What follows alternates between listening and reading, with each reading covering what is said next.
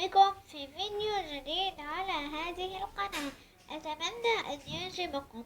قبل أن نبدأ لا تنسوا الاشتراك في القناة لكي تتوصلوا بجديد الفيديوهات.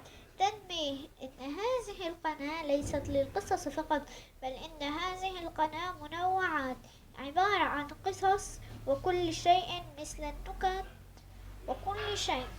اليوم سنقدم لكم فيديو عن نكت.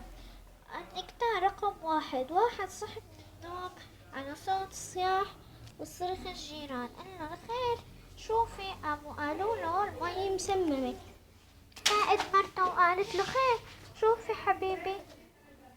قال له ما في شي، اشربي مي ونامي.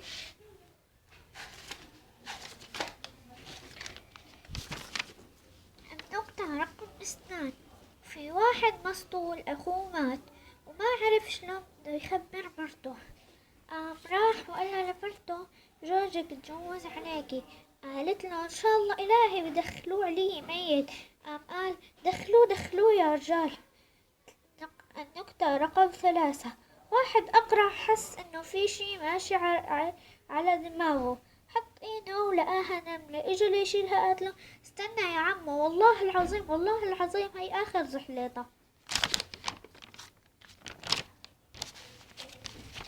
النقطة رقم أربعة. نزل الزوج من السيارة وفتح لزوجته الباب. قالت له ما أجملك عندما تكون رومانسيا. قال لها انزلي وبلا حكي فاضي، الباب ما بيفتح غير من مرة. النقطة رقم خمسة. في واحد مسطول اتصل بالشرطة، قال لهم لحقوا بسرعة، في دم وسكاكين وأسلحة وقنابل. الشرطي انفلج وقال له وين؟ قال له حط على الام بي سي 3 حط على